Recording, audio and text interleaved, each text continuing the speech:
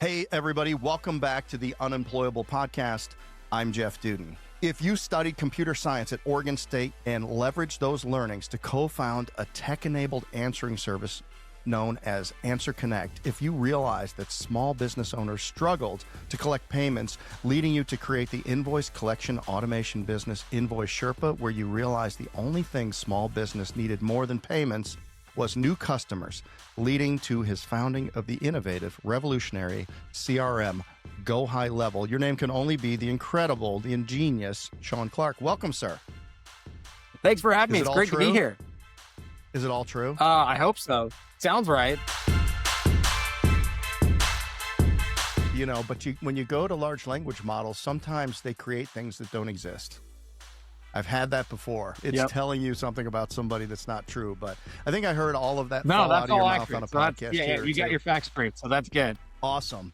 Well, here's the opener for today, Shaun. Why is it so important to embrace the customer or user community when you're building a company?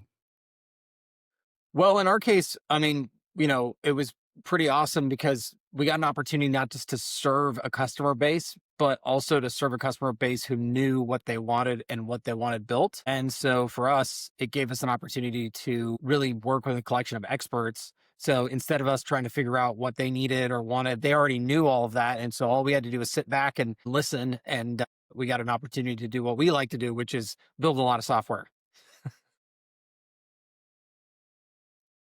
I find it interesting in listening to you speak at the Genius Network a couple months ago about the various ways that you engage your community, but it just makes so much sense. And I think company builders oftentimes get caught up in our own genius attacks, thinking we've got the answers and we are going to tell people what they need. And we're usually somewhat over the target, but then the refinement that you can get from engaging customers early. And I'd love to hear more about your community that you have around the product and the different ways that you leverage the interaction with them. Yeah. So, I mean, maybe I'm lucky because I don't consider myself genius at anything, but our community is, the best marketers on planet Earth. And, they've long needed what we've worked together to build. And, I cannot tell you how many people I've met who've said, I've always wanted it to work like this, or I always wish people, the person who wrote this feature would have thought about these aspects. But, when you really focus it on a community who knows what they're looking for, you can make magic happen. So, instead of selling to everyone, we really focused in on the marketer, and the marketer knew what, even something simple like a website builder, they know what's important, what really matters, what really creates conversions. And it's really designing around those objectives that creates a totally different platform. And we have a great community. They're very collegiate people by nature. So they're very much sharing with each other. They sort of see each other as competition. So, we're really lucked into a lot of really natural, sort of formations in the community writ large that we could just sort of kind of take advantage of. And it's been, huge for us. It's the only reason we've been here. I often say our community is our secret sauce. So, as fun as it is to build the tools we build, without the community, we wouldn't be here.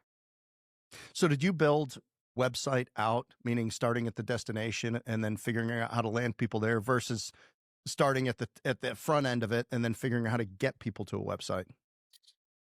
Gosh, that's a good question. So, we had a whole different vision initially. We really wanted to help small business owners get more customers, like you said in the intro.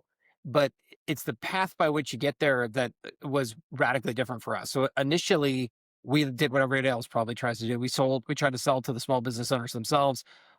From my previous business, I knew about 1,000 of them already. So I sort of had a nice little advantage over most people. And initially it seemed pretty bright because we would do the demos and people would love them and they would sign up for the software. But then, 2 weeks would go by and then they would call and they would cancel. And when they canceled, at the time, which was myself, my other co-founder, both software engineers, we'd sort of say, well, what the heck, did the demo not, does the real software not match the demo or what's the deal? And they'd say, oh no, it's great. It's everything we thought it would be, except we just don't feel like we have the time to implement this stuff, learn this stuff, et cetera, in addition to what we're already doing, which to two software engineers is about the worst thing you could say because we couldn't figure out how to program any more time. So, but lucky for us, what happened was we got a cold call from a marketing agency who had a co-customer in common with us. And he got on and he asked us to show us what we were doing. And it was radically a different experience. So not only did he understand it, he had tons of really great advice on simple things we could do to make it better overnight, immediately bought it for a bunch of his other customers. And then over time, he took us on this sort of journey of, hey, if you really want to help the small business, you need to help the people helping the small business. And that for us was the big aha for us. It was, hey, there's this whole underserved or unserved community of marketers out there who are sort of slaving away in the dark on behalf of their small business customers, and no one is building anything for them. So we literally pivoted and said, look, that's just what we're going to do. We're going to focus on those folks. We're not going to Right. sell small business directly. We're going to work with the people who are making those people successful and really draft behind them, listen to them, serve them, make them our audience. And, that's just what we've done over the last 8 years. Yeah, and that's really where I use the word innovation in the opening, because the way that you went to market, and I've seen it in other business models. I've seen it in telephony. So where telephone systems would be sent to implementers, and they would implement those into their systems. And Yeah. you're really partnered with the specifier or the recommender. So it's not the first time, obviously, that model's been used to deploy a product or a service. But for people that are listening today, both of them, would you care to talk just a little bit about, if they don't know what GoHighLevel is? Sure. And am I saying the product name exactly right? Oh, Because I've heard sure. it a Yeah, couple we different don't ways. care. We're agnostic. All right. So Yeah, go high level. high And level, go high level, all right. that CRM, we'll take it, whatever you want to call it. Got it. Most people are going to be familiar with Salesforce. Salesforce Yep. was a real early SaaS. I was an early adopter to Salesforce. I went to like the third Dreamforce convention. Oh, that's cool. Mark Benioff was walking amongst us. There was 3,000 people there. Top shelf liquor, lamb kebabs between every one of my fingers. It was That sounds obnoxious. amazing. And he had the vision, and he was going. But what we did with that product was so innovative about it, is we were able to use the native tools within Salesforce to bend it to our will and create objects and workflows Yep. that you just couldn't get out of the box anywhere. Totally. And so when people are familiar with that, and maybe a HubSpot and some of the other CRMs, Yep. where does GoHighLevel fit in a way that people can understand it? Yeah. So, I mean, I used to say we're sort of right behind HubSpot, but these days we're actually starting to take a lot of their customers. So I'd say we're very fast on the run to supplant HubSpot because, fundamentally we are not an enterprise play. So Salesforce, to your example there, they did a fantastic job. I totally give Mark Benioff credit for seeing the future and establishing that. But very quickly, they went up market, they went into enterprise, and that is why they are where they are today. HubSpot, for their part, trying to kind of go after Salesforce, but we are very much on the S and the M side of the SMB. And we're very proud of it. Traditionally, the big issue here, and from a product suite perspective, we are all those things. So, and in fact, I'm a software engineer, but I'm the first to admit, our products are not anything you haven't seen before. Really, what makes us innovative and special is we have a lot of them in one app. I'll tell you that. I mean, I would say pound for pound, we probably have more features than anybody else, and a lot of our success has been helping our customers go from 7 apps to 1 app. We also have we have flat pricing. So we don't per seat pricing or per contact pricing or per user pricing or any of this nonsense. So our pricing models are all unlimited pricing. So that's been super innovative. But honestly, altogether, I would say the biggest thing we've done is our go to market through our partners. Because Right. really, when you look at if you look at HubSpot or Salesforce or us, we all make tools. And the way I think about that, right, is like we make hammers and saws and everything you'd find in Home Depot. But, at the end of the day, if you and I don't know about you, but myself, if I go and buy every tool Home Depot has, that doesn't mean I'm going to be able to build a house. But, if you find a great contractor, that's the opposite, right? They can probably buy a tenth of the tools in Home Depot and build anything, right, with it. Right. And what I think underlies that is the truth that an expert is needed to really make these tools do awesome things. And if we really look at the end customer here, really look at that small business or the medium business, even the enterprise for that matter, they're not buying tools, they're buying outcomes. They really want to see something come of it. And if you don't have a plan in place to make that happen, or a person or whatever, then you're in trouble. And what we found is with our community, these folks are marketers, and they're not just marketers as like a big bucket, but some are amazing at marketing real estate, some are amazing at marketing turf replacement for your lawn, like on and on and like you name it, they know it.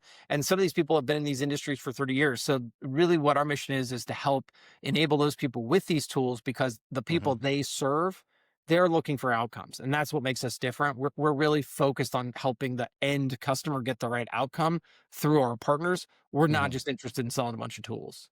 Yeah. So at Homefront Brands, we're a middle market company. And even so, or maybe more so, the frustrations of integrations is endless. So Yep. we have preferred tools, and we're a 5 brand company. We have individual brand teams. We've got a layer of some centralized services, centralized executives. So things get spun up because each of the brands, although we are franchise brands and we're property service brands, they're all different. There are different tech stacks in each brand because we have a fencing brand, so we need a fencing estimator, and then we have a fencing, all these different tools that are specific to that industry. Yep. Right. So now we're trying to get everything coming to a data lake, but the way it gets there is going to be different from each brand. Yep. And we are constantly dealing with integration. So now in your use case, you're dealing with a marketing company, you're dealing with a marketing agency. They Yep. have a small business. They have a $1 million company that's going out and spraying fertilizer on lawns. They're not going to have a tech, they're not going to have a CFO or a CTO, or, I mean, they're not going to have the technical people, right? But they just want the leads and they want the business and they want to track it and they want to know how Right. did their advertising dollars spend, and did we maximize every lead that we got in an automated, automagically, as I like to say. So in that situation, you can take the decision out of the small business owner, and they find a marketing company that they like. The marketing company comes in and says, we can't integrate with your DOS system that your son built in 1987. We can try. It's probably not going to get there. We're going to leave. We're going to let the airlines continue to run the DOS-based systems, Right. and then they say, but like if we have this tool, and I'm not going to. I don't know how to frame your pricing because I'll let you do it, but to me, extraordinarily Okay. reasonable, easy to it's low risk, because you get into one of these other CRMs and they're going to charge you by the records, and all of a sudden Yeah. we have something blow up and it's like, oh, I just got an $11,000 bill last month because our record count went up to 100,000. You're not, so it's a lower risk, so a small business owner is going to be more comfortable, and then it's, by the way, out of the box, all set up, integrated with their marketing company. It took a day. Yep. Yep. Fair. Yep. And yeah, and those marketing companies are able to take all the assets that they want to deploy, and they can infuse them into that account on sign up. So you're not starting with a blank slate. That's the other problem with any of these other products. You're going to log in and nothing's going to be there except some test records if you're lucky, but then nothing specific to your industry. And so it's great when you work with a marketing company is they can put all those social media posts, those email templates, those website designs, those funnel designs, those follow-up sequences, all pre-canned in there. So the moment you walk in the door, it's all Right. ready to go for you. And I think that's a very, again, focusing on getting that outcome. That business owner doesn't care about, an amazing set of tools. They care about more customers. I always say, it's 2 a.m. on a Christmas morning, a new lead comes in. Are you able to automatically book that person into an appointment? And if not, you've got a big hole in your bucket, because most companies, that's where Yeah. they lose most of their business. We say capture, nurture, close. So everything to capture, everything to nurture, everything to close. Capture's obvious, it's forms, it's all this other stuff, but it's the nurture where the money gets lost. Because Right. fundamentally, if I raise my hand and I say, "Hey, I'm interested," I always say, even if you have a monopoly on your product, you don't have a monopoly on my time. So I'm going to have that window of time where you can close me into that sale. But if not, life's going to come at me and distract me. And if you don't have that entire process of nurturing automated to get me down to the next step, I'm going to just move on. And most of the time, you don't have a monopoly. I'm going to move on to your competition, because what's driving my outreach is often some need that I need to fill. And you better close me, otherwise you're going to lose your business. So really, for us, it's a focus on turning those leads into those customers or into those booked appointments is often the next step, and making sure you do that in an automatic way. How do you think about integrations? What do you allow? How easy is it? Oh yeah, I mean, What are we have hundreds of them that we've built. We have an open API. We have, we're integrated with all the major like Zapiers and Makes of the world. But we've Sure. gone farther these days. We have a full agentic builder, but we are also on N8N, and we have a Chat GPT. We have an MCP server, so we're available there. So we love integrations, and we love playing well with others. We have a lot of people who, we're their plus one. We're not trying to say, "Oh, oh, you have an existing system, you got to throw us out. No, no, don't do that. Yeah. Keep your existing system, but whatever it is that you need from us that you don't have today, let's go ahead and just, you can plus one. And with, a price of, $97 a month, it's very, very easy to get to a place of value, or a business owner doesn't feel like they're getting robbed. And ultimately over time, our hope is that you'll do more with us, because then all of our plans, you get all of our features. So it's another fun thing. We don't charge by feature. So, but if not, that's cool too. The more the merrier, the ways is kind of the way we think about it. Mm. In building a team to support this, as I think about it, you need less of a sales team. You need less sophisticated sales, account management, and things like that, because Yeah. you have a very simple business model. Agencies understand it. They sign up, they build what they need, and then they custom suited for whoever it is they're serving, and then they deploy it into the customer. And I like business deals that are simple math, and you have Yep. simple You do. math. Yeah, Yeah. I like to pride myself in saying we don't actually have a sales team. right. Yeah, we don't. And again, really looking at how life really works. Most of the time, you know, we can look ourselves in the mirror and say, we're not going to be good at everything.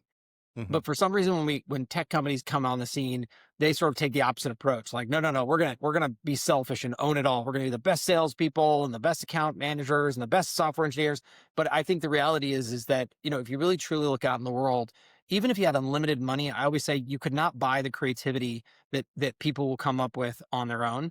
And so I think that we've taken the approach that we want to find a way to work with that person, because just as they are, because and we do not under any circumstance want them to be under control of us, because they are so creative in their own right and they're doing such amazing things. We just want to work with them and find a way to be part of their world, and let them continue to be prosperous and creative. And if we can find a way to, if we do a great job, and this is actually how it works out in the real world, is we do a great job building a great tool, we don't have a problem with them trying to get them to use it. They're going to want to use a great product, right? And Right. then we just create a world where, like if they like our product and they promote it, it becomes part of their revenue stream and everybody's winning. And they're not out there promoting something they don't believe in because they use it. It's makes the people we work with, it'd be a lot easier probably to just buy commercials on everybody's podcasts and TV stations and everything else. But the reality is we never like working with people who don't use our product, because, at some point I'm a terrible salesperson, but at some point I disappear. And, if people have questions and the person that they're listening to can't answer them honestly, it's just not worth it. So for us, it's really important that the people we work with across the board use our product, because they know our product, they believe in our product, and they can speak to it, because it's not just the tool, it's all the strategy that goes with it. It's all the other stuff that you got to do Right. to make it successful. And truly, we aren't ever going to be those people. It's really, we work in concert and partnership with our customers to really deliver that message, and honestly, to deliver those results. So thinking about how you harness the thinking power of your community, Yeah. would you say it was more organic, meaning there's this swirl of community and the new ideas, the innovations, the new use cases are kind of swirling around, they're getting shared, maybe getting shared online in your community? Or is it more a specific methodology where you are out there seeking and harvesting these things in a more intentional manner? Very intentional. I mean, it's certainly, to Okay. be fair, it all started very, very much, random, right? But when you start seeing randomly awesome ideas, you really don't want to lose them. And so Right. what we have is we have an ideas board for all of our customers where they vote up all the ideas they want to see based on product Okay. category. And our product managers' jobs are to go in there and literally sort by votes and build from top to bottom. And that's exactly how we do it. We have live town halls. Every product team will put on a live Zoom call, and any of the customers who want to show up will get a report on, here's what we're working on this quarter. Here's what we're thinking about for next quarter. What are we missing? What do you think? Tell us what we're missing. And they are very much trying to harvest those ideas from the best of our best customers. So we're incredibly intentional about it. We have our product managers in our Facebook group, which is a customer only Facebook group. And, anytime they see somebody say, I have an issue with this or an idea about that, they'll say, great, here's my booking link, grab a one-on-one call with me. Let's get on and talk about it. Because, again, we know our customers are going to show us the way. They have since we started, and that will always be the case. So our mission is absolutely to go and harvest out the best ideas and make sure that those make it back out into the product for everybody. I've heard you share a story about walking in either into an Apple store or Verizon store and Oh yeah, realizing yeah, that, the Ryan store. Mhm. Yeah, the customer service model was something that you found a way to emulate online with your company. Can you share a Yeah, little bit about 100%. that? Well, yeah, just like every great idea I've ever had, I probably took it from somebody else. One of my, you got to know your strengths and weaknesses. One of my weaknesses, I'm not a very creative person, but man, my strength is I can sure see other people's good ideas a mile away. So, it was really about, yeah, how do you emulate this idea that, so the Verizon story is, walk in, there's somebody there that immediately greets you and checks you in. And while they don't immediately help you, they give you attention. And I think from a human perspective, we all crave attention, and we just want to know that like we're being sort of taken care of at some level. And so I felt like that was such a cool model. And yeah, I had to go wait 30 minutes for somebody to actually come out and help me. But in the meantime, I could do other things. And I knew that, if I want to go around the corner, get a cup of coffee, and then a little buzzer for me. So there's just a lot of positive to it versus some of the other experiences where you just like wait and you like walk around anonymously and hope someone notices you or sees that you're the next person. So I was like, well, how can we do this, and make it as personal as possible? So we did this with Zoom rooms. You jump into all of our support is all done live on Zoom, and you jump into a room and you say, hey, I got a problem. And they check you in, and somebody comes out into the lobby, as it were, to grab you and take you into a one-on-one Zoom room and solve your problem. And that's how we do it from the time you sign up all the way through to the end of time. So that never goes away.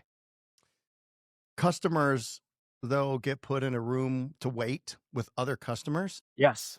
And what happens in there? Because they can all talk to each Magic other. magic happens. That's where the magic happens, right? Oh yeah, 100%. So, again, many of our customers know a lot better than our support team, a lot better than me. And so, just like any other a couple of things. So one, the fun part stories are always like, I've seen business partnerships come out of those interactions and things because people get to know each other. Right. And it's really cool.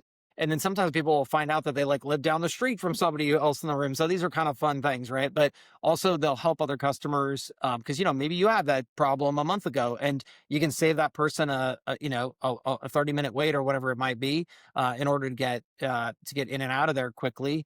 So you get a lot of really awesome. Again, we have very collegiate folks, and so they're very nice to each other. So that they share, they care, and I think everybody's better off for it.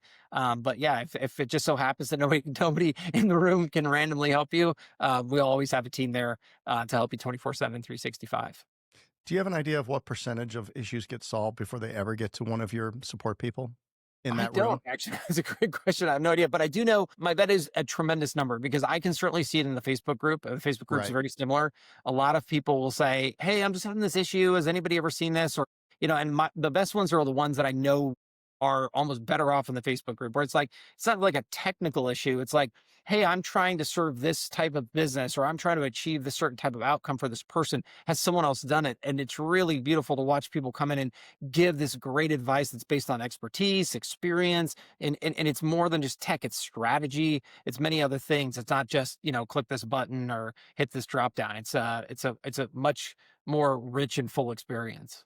And to be clear, the people that are coming in for support, are they more on your agency partner Yes. representative side, or are they end users? No, I mean, we support our customers, and our customers are the agencies, or we have a Okay. group we call SaaSpreneurs who, aren't traditional agencies that where we've sort of taught them to go out because another big part is the ability to white label and resell HighLevel. So we have a Right. lot of people who go and do that. And so again, we support them and they support the end customer because again, our belief and my belief is unwavering on this.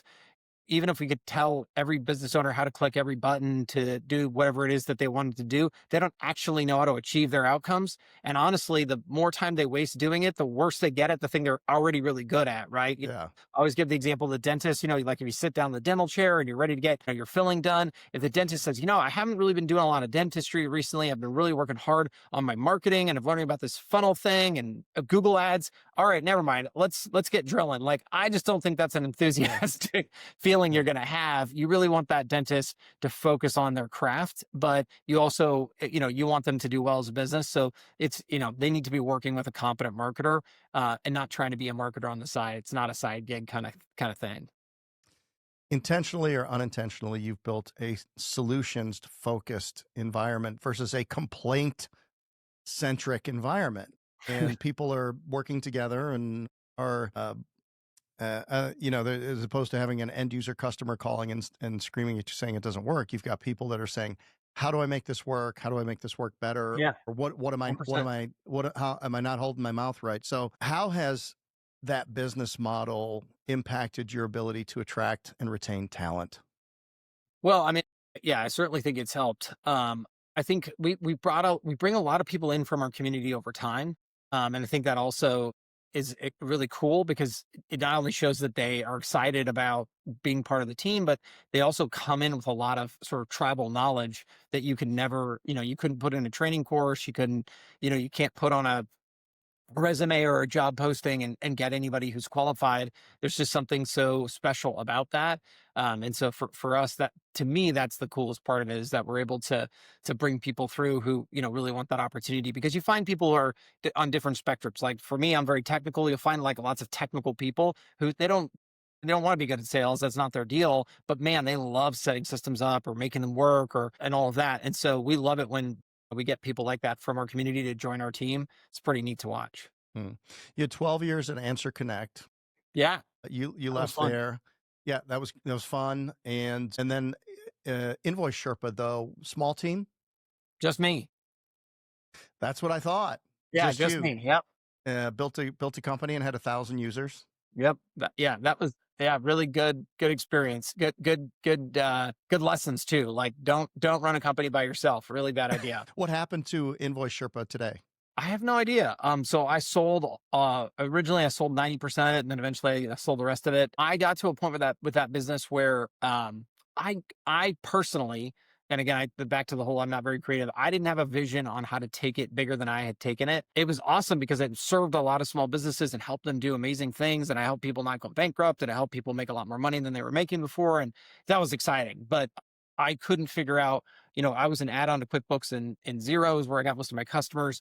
And, I had programmed myself sort of up against a wall because again, only employee. So I'm doing customer service and I'm doing coding. And, it just got to a point where I think it was clear I was in over my head. And so lucky for me, somebody who had a bigger vision came along and wanted to buy it and it gave me an opportunity to kind of say, okay, well, what did I learn from that? How do I take that on? Yeah. And, one of the first things I did, of course, is get an amazing co-founder. And of course, I now have two others. There's three of us. And that original marketing agency who had cold called us, that is now the third co-founder and has been now for many years. And so it's I just got back from a trip with those two yesterday. And so it's always awesome to see them and hang out with them.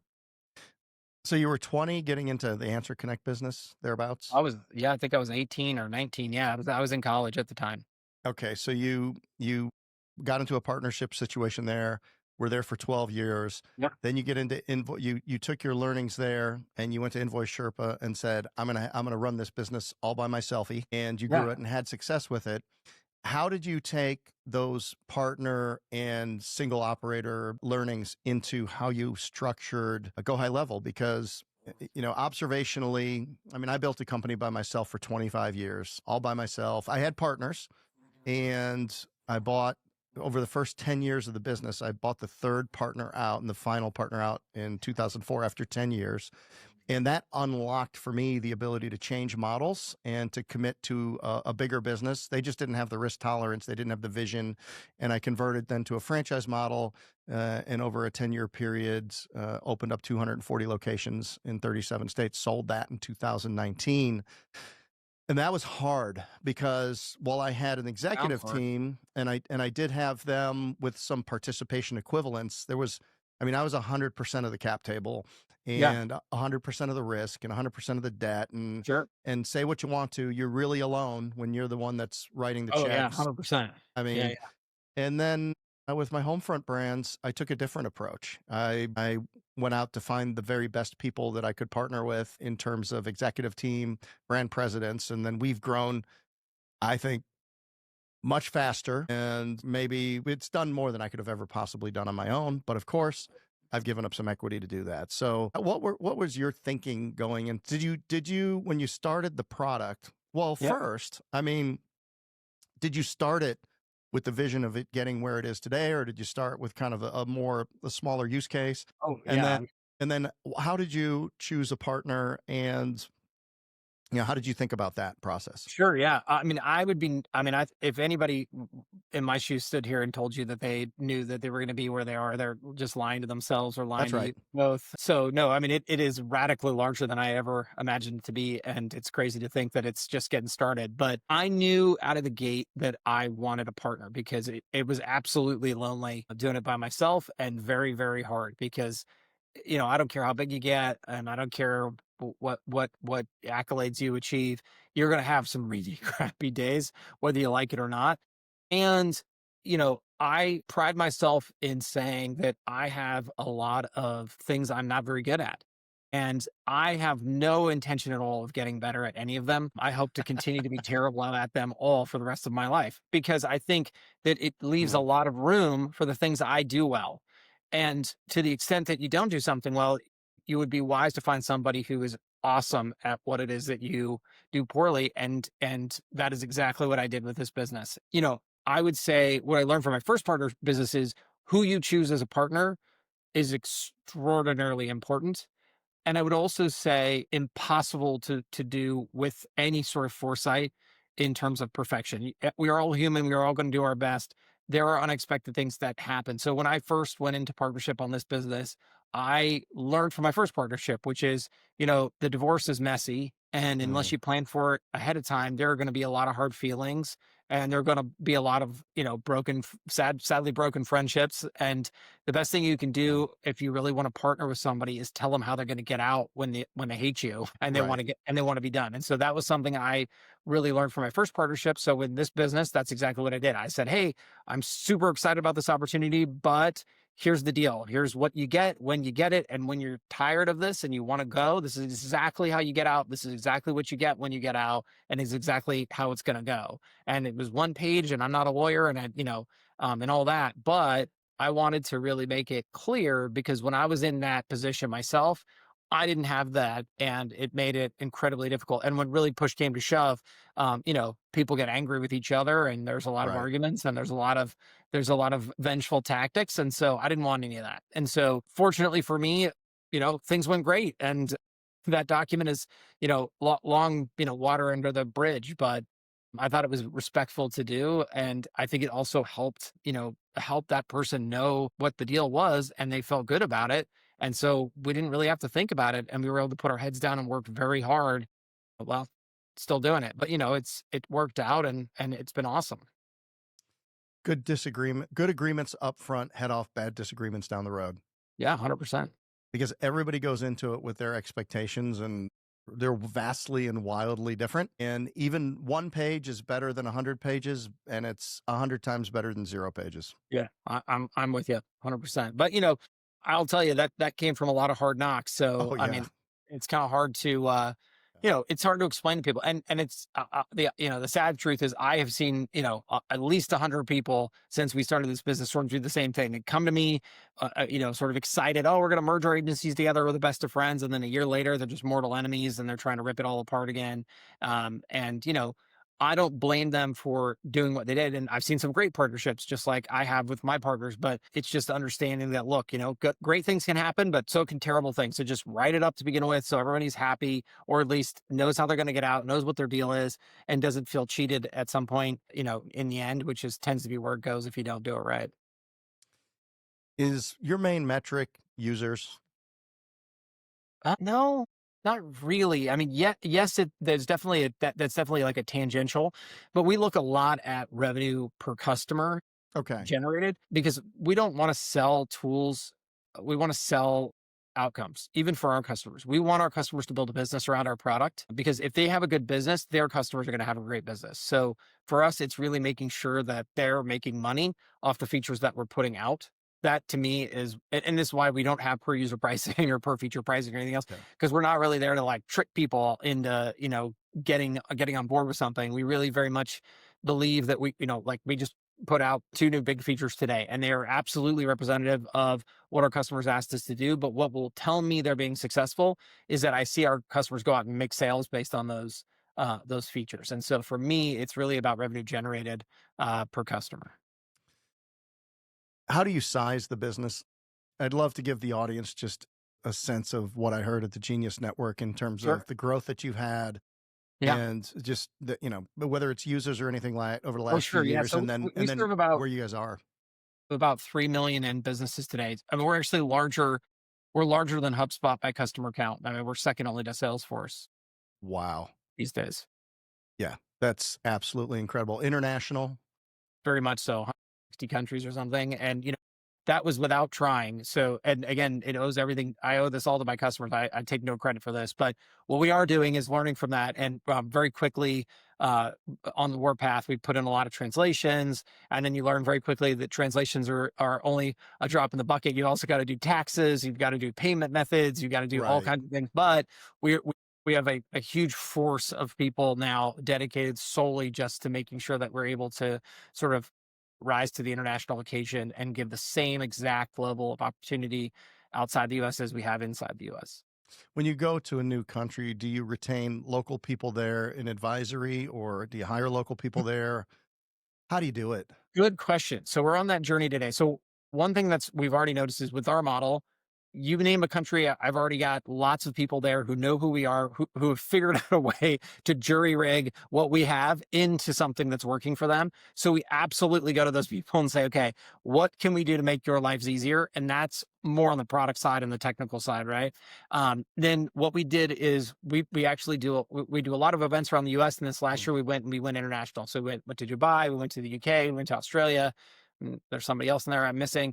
And what we did learn is feet on the street are particularly for events and things is really important. So what we'll see in 2026 is probably small offices in lots of different countries, and mostly because just if you've ever traveled the world, you realize it is impossible to explain to people the fundamental nuances of your Yes. country. Yes. And that is just from a visitor's perspective. When you have somebody who lives there and born there or has lived there for a long time, they understand just what the rules are. And it's very hard to kind of do that at a distance. So for us, I think it's going to be important that we have at least some amount of local representation regionally, if not locally, in all major markets. It's amazing how tone deaf foreign businesses can be. I was in a partnership with a company that was providing a consumer product to the United States. They wanted to do it in a franchise model. They had forecasted some million units that were going to be sold into the United States in the year. And the product absolutely did not work for the US market. It just was it was the biggest whiff in terms of just, and I really don't want to, I honestly do not want to talk in any specifics about it, but I mean, I think they sold 10,000 units, maybe, or less than 10,000 units when they wanted to sell a million, but the product didn't work. I mean, they had to go back to the drawing board and they had to modify the product to operate in the US. And this was a company that was some $5 billion in the global leader That's funny. inside Yeah. of it. I'll never forget the story of Procter and Gamble going into India, and they thought they could sell their big jugs of soap, only to find that nobody buys it that way. Many people buy, a week's worth at a time because they're getting paid on a daily basis, so they don't have a lot of money to outlay. And then all the stores are much smaller, so they don't have the shelf space for these massive soap jugs. Right. So they got obliterated when they went into that market. And it Yeah. took them 5 years to come back in and just sell much smaller quantities. And then they did great. But, again, every country is different. But if you don't live in those countries, or you haven't spent any time there, you're just not going to understand that perspective. And so I just think it's super important to recognize the local differences. And that's what makes the world fun, right? Different cultures and different ways of living and different ways of operating. And so, but as a business, it's super important that you sort of treat those with respect when you go into those markets. Yeah, absolutely. Because I mean, you don't even get me at all. That's what they'll tell you. Yeah, You don't get me. 100%. Hey, Yeah. this product's great, but we have to pay taxes this way and it doesn't do it. So we can't use it. Percent. Yes, exactly. It's all those things. And so, I sort of think, I sort of think about it. I try to change the mindset of my team. Like, we're going to go international, but the reality is like, no, we're going to go local just Hmm. in those markets. No one from, if you live in Germany, you don't think, oh, well, this product's coming global to me. No, they're like, no, like this is just local to me. So you've Right. got to meet them where they stand, and it needs to show up just like every other brand that started in that market. And I think the only way to do it right is, we're not going to have massive teams in these markets, and I don't think it's necessary, but we're certainly going to have at least two or three people who can, just sort of tell us what's up. And, when somebody local has a question or has a need that's urgent, like I want to be able to meet them where they stand. I want to meet them in their time zone, in their language, with their customs, and do a good job for them. Yeah. Shaun, what has the impact been of AI specifically on your product release cycle? Well, I mean, I'm proud to say I think we're on track to do like a trillion tokens for Open API. AI is infused in everything we do. But what's I'm quite proud to say is that we don't sell AI like some sort of amorphous like pie in the sky solution. What we've done is, again, working with our customers, we've gone back and said, okay, how can we create business impact? And a really simple example is inbound voice AI. We Hmm. have a kick butt product where if you're a plumber, a doctor, a lawyer, a dentist, you get a call and you're out on a job site doing your thing and you miss that call, we'll ring your phone 3 times, and if you don't pick up, we'll roll it over and AI will pick it up and AI will book the call. And that product is crushing it right now. And it is a good example where you can get really nerdy on how AI powers it, the models and this and this and this. But guess what? The actual end customer does not care. What they are enthusiastic about is the calls they were missing are now being turned into customers, and they are making a lot more money as a business. So does AI power that? Absolutely. But again, we're not going out and selling AI. It's just part of the stack. And Right. we have a full agentic builder, very similar to what OpenAI recently released, and several other people. And now our agencies are going in and building agents, and some of those agents are serving businesses, which is awesome to see. And then some of them we have, agencies would come to the past and say, good news, I'm doing really well. Bad news is I'm out of time and I need help. What do I do? How do I hire a big staff of people? Now they're going in and using the agents to help themselves, and they're scaling their own businesses. And so Right. there's not a part of our app that does not have AI. But the most important part that I'm proud of is that we are spending a lot of time creating saleable products that our customers can use to create real business impact for their customers. Because I honestly believe that no small business owner cares about AI on its face. Sure, they've heard about it and sure they're excited about this and this Right. and this, but on a day-to-day basis, it's meat and potatoes, right? It's how can you save me money, make me money, Yeah. save me time? Like what are you doing for me on that? And if you can do that and AI powers it, well then great. But if you can do that and AI doesn't power it, I don't care either. Like I want an outcome. And it's the biggest thing we tell our customers all the time. Like we talk tools because you use tools, we make tools, but you sell outcomes. So don't talk about tools to customers because they don't care. Yeah. I just want the whole, I don't care about the drill bit. 100%. I just want the whole. Yep. Yeah. Observationally, there was a lot of single use type technology tools maybe 12 months ago, AI voice, customer journey, nurturing, booking, all of this stuff. And Yeah. then what I've observed in the last 6 months is every single one of these companies, once they learn how to build an AI, are going lateral and becoming all-in-one solutions. Where's that going to go? Because so at the end of I have a curve. I'll ask you a question at the Oh, end, sure. Sure. and it'll be a curveball. And the curveball is, if gun to your head, you had to start a new business that you're in, but you're not in it right now, what would it be? I'll ask you at the end. Almost every answer is it would be an AI this or it would be an AI that. Yeah. So I mean, I guess having been a software engineer my whole life, I have a little bit of a different perspective on this. I have seen I've changed code languages several times. And the big reason I always changed, and so did everybody else I knew, was it took the thing I did before that took time and made it automatic. And it was like, whoa, this is so cool. I can go Right. do the thing I wanted to do faster now. And I don't see AI as radically that much different. Okay. I think that it allows you to crunch through a lot of the same problems that you were just doing manually before a lot faster, which should enable you to move on to something higher up the stack that is probably more meaningful. So for me, I think it is a means by which one can solve problems in the same way that coding has always been. And I think that is exactly what this does. So, if you think about it, I think it's just an extension of the tech stack and just makes your ability to deploy solutions faster, but I don't think it fundamentally changes. It may enable some of the solutions to be Yeah. better, and that's for sure. But sort of standing alone in its own right and try to sort of sell it with the AI flag. I mean, that is just sort of a flavor of the month kind of thing. That's an investor thing. You know, that's that's just sort of like what's out in the world at the moment. But over time, I think it will absolutely be a core technology, but it won't be a thing unto itself. It'll just be like a really cool Right. tool that you use to build a lot of stuff.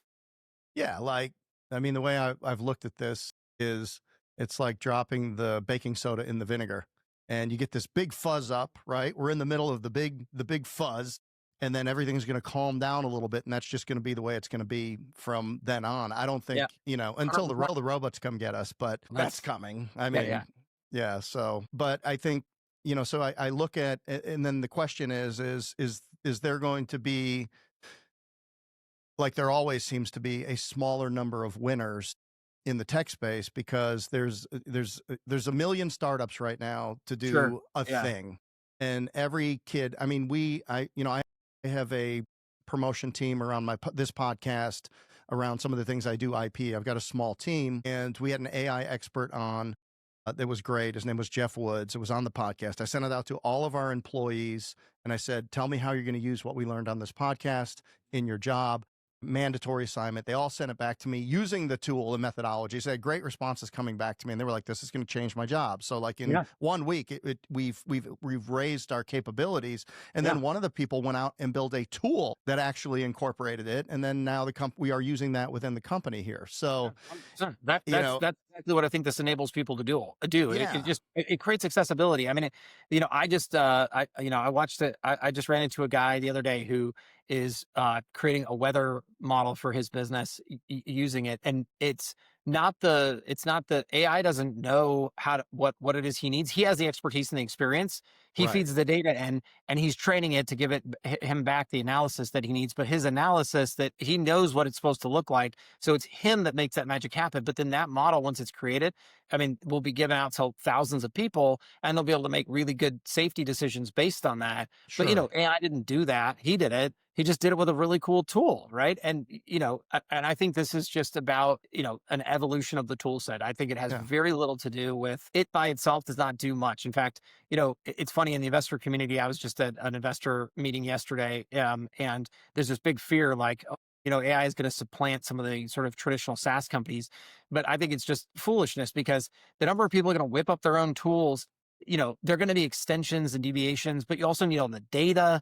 The data is what makes it magical. Like, if you don't right, have, and if you look at the AI startups, I agree with you. I think that there are millions of them. I think most of them will get decimated, but not because these are bad ideas or whatever. But I do agree that, like you said, with the vinegar, it's a utility. It's going to become a utility scale yeah, concept. Sort of like saying, you know what I'm going to do? I'm going to build a cloud computing company today. Everyone would say you're crazy, because that's like trying to compete. You're going to say you're going to compete with Google and Microsoft and Amazon, right? I think AI becomes very much like that. It's a utility level thing that you right. will get as part of the Google Cloud stack, or the Microsoft Azure stack, or the Amazon AWS stack. And yes, there'll be new competing better models, but at the end of the day, they will all be utility scale if they're going to fundamentally compete. And so, yeah, I think if you're using AI to create outcomes, you are going to do awesome. But if you're trying to sort of like somehow compete with an LLM or something, good luck. That's not going to work.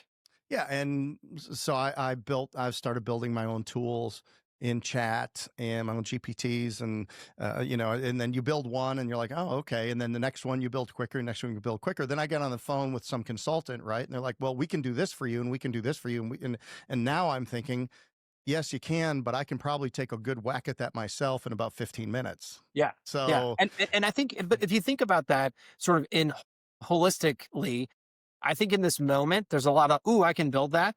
But yeah, we're all going to run back into this thing that I think most people don't like to talk about, which is time. yes, So at some point, what I think is very likely, that if those consultants are smart, they're just going to go do what you're doing, and then they're going to sell it back to you for pennies on the dollar, and they're going to find, and it's going to reduce the pricing behind these outcomes to a yeah, place where you're going to say, I could absolutely build that myself, but you know what? I don't want to. And the no, price you're asking to pay is cheap enough. And then the other fun thing is, they're going to be on that job always. So as that part of the world changes and shifts, they're going to update the model. That model is going to get better, and you're going to be the beneficiary of the outcome.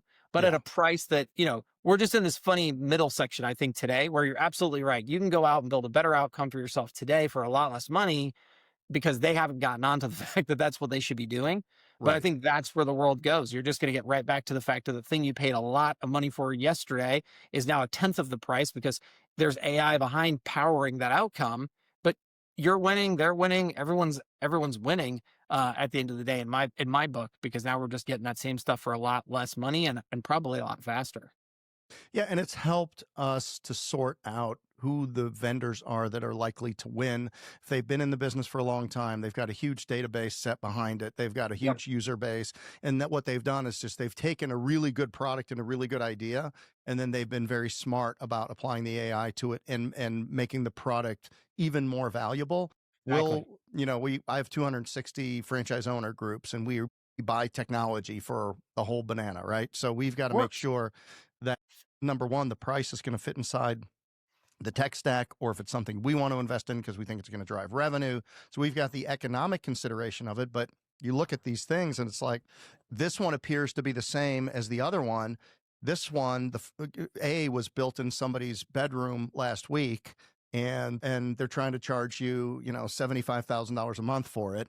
Yep. And, these other people are, it's just, it's within the product that they already have, and they've got but it's on the surface, they kind of do the same thing. So I think to the point is just, again, don't panic. Don't I mean, I've been in business for 35 Yep. years now, and it's like these things come, and then you kind of like Google, you got to sit back, Yeah. and you got to, Google is notorious for sitting back, maybe letting somebody else be the first mover inside of a space, and then coming out with a tool like Sora that just is the best thing going. And they Yep. weren't first, but they don't have to be because they own the data. And ultimately, they can shove it in front of your face better than anybody. Oh yeah, 100%, 100%. Yeah, I think what they're doing. I mean, I was a little concerned there where, they seem behind the eight ball, but you're absolutely right. I mean, they've caught way back up, and then they bring everything else they've already got with it. They put it That's right. together, and and then it's all of a sudden you're like, well, those OpenAI folks are really amazing. They're awesome, but if we're starting to see the same outcomes over here with Google, and you get all these other things, and they're set up for good pricing, and they've got discounts in place and all this other stuff, all of a sudden, and this is the war, and this is the fun of new technology, though, right? I mean, everything that comes out is radically expensive when it's super new. I mean, we're old enough to remember cell phones when they came Oh out and yeah. all those other things. And so, fundamentally, that's just how the world turns. But then eventually it just becomes part of the tool set, and everybody's got it. And it's what kind of helps the world move forward. In my opinion, AI is just the next version of that. It becomes a new Mm. engine by which, we drive the next level of innovation. But I don't really see it as some kind of like, everyone loses their job tomorrow kind of thing. It will certainly reduce the cost of, getting a lot of business done. So maybe there will be some middle layers of friction that get reduced, but I think net we're all better off for that. Contrary to popular expectation, I think we created 138,000 new jobs last month in this country. That's what I I saw think the so. Did that report. come out this morning? Yeah. Yeah, it's something Yeah. 118,000, Yeah. 138,000. Yeah. In fact, the irony is, everybody who says they're laying off because of AI, I think they're just using AI as a scapegoat. Right. I don't really think AI is, doing nearly that much of a lift. Not that it won't eventually get there, but I don't think it's quite there today. Right. Outside of work, if you do anything outside of work, what's your favorite couple of little AI tools that you like to use? Well, I mean, I will say, I just continue to follow and you try to utilize the models as much as I can, just so that I stay sort of abreast of what they're capable of outside of work. I try to I try to use ChatGPT or Gemini in everything that I do, even if I kind of know it's always more fun when I know what the answer is, because then I can really see if the model is how well it's going. And so I think for me, that's the important thing, just so that I mean, I don't want to get behind the times. And as I get older, I know that's my bigger risk. Yeah. Shaun, if somebody wanted to get in touch with you or look at the product, Sure. where would you direct them? I would definitely direct them to YouTube because everything else is behind signing up. And if you don't want to sign up yet, I totally get it. So go to the YouTube channel. You'll see all the product, and you also get an opportunity, honestly, to learn from a lot of amazing marketers who partner with us to come on our YouTube channel and not only talk about the product, but actually show off what they're doing with it, which I Okay. think is way cooler personally. Is that just Go High Level on YouTube and Go they'll to YouTube pop and right said, up? I love, we can't miss it. Okay. Awesome. Well, look, it's we're at the top of the hour. Yeah. I think what I'd like to do is just tug gently on the reins and turn this towards the barn here. But I do have a couple of questions for you. Sure. I've got a curveball that I'm going to throw at you, and then I'm going to fastball straight down the middle. You ready? Really terrible at this. So At baseball? when I played baseball, I think when I played Little League as a kid, I hit the ball one time and it was so shocking to me, I couldn't run. So yeah, go for it. Well, and thus the coding. But there you go. Good times. All right. Curveball. Gun to your head. Something Yes. you care deeply about at tremendous risk. You have to start a business in the next 30 days, but it can't be Sure. anything that you're doing or related to what you're doing right now. Do you see any opportunities in the market where it would be a great place to start a business right now? Well, I would say, I mean, I guess this isn't related. I would try to go and do what I've always done, which is help businesses achieve outcomes. So I'd walk out my front door. First of all, I'd stay local because I think it's the easiest way to connect with businesses. And I think businesses are dying for personal connection. Mm. And I would try to help them succeed by using some of the tools that we build. And I would focus on boring, basic stuff, getting them more 5-star reviews, because I think that's going to drive a lot more business for them than almost anything else. Making sure that when somebody calls them, that there's always something to pick up. Otherwise, they're going to miss a lot of that business. So, for me, that's what I would do. I would go out and say, hey, you want more customers? I could show you how to do it. Awesome. All right. Last question. If you had one sentence to make an impact in somebody's life, what would that be? Start today. Don't wait. I would say that's the lesson I've learned. I see a lot of people, and I can count myself here. You always think, well, if I only had this or only had that, or, that thing I'm going to do is not going to be quite as good. Maybe if I found someone to help me, the sooner you get out there and start taking hits, you're always going to be the worst at the beginning, but the only way you get better is to get going. And the sooner you remove the excuses of, I need this or I need that, the better off you're going to do because you're going to get there sooner. Can't fail to launch if you launch immediately. There you go. That sounds much pithier than me, but yeah. Well, that's what we do here. But man, hey, thanks for being on. And I love the product. Do you say 3 million companies? Yeah. Yep. And counting. That is just amazing. And what year did the company start? I just read it on a deck yesterday. 2018 is what it said. It's funny because my start dates will be different than other people's start dates because I've been doing this longer, just depends 7 on years. Company, when the Stripe thing was done, when Varun and I first wrote the first piece of code. There's lots of ways you could demarcate it, but yeah, it's only been 2018. Yeah. And second largest in the world. Thanks to our customers, quite frankly. Well, you have an incredible humility. I was just so impressed with you when I got to spend that time with you in person a couple of months ago, and I just really honored that you came on here with us. Yeah, Shaun. man. Thanks for having me. It's great to be here. Yeah, really enjoyed the conversation. So, all right, I'm gonna let us all get back to it. We got lots of customers to deal with. I'm Jeff Dudan here with the incredible Shaun Clark, and we have been on the Unemployable podcast. Thanks for listening.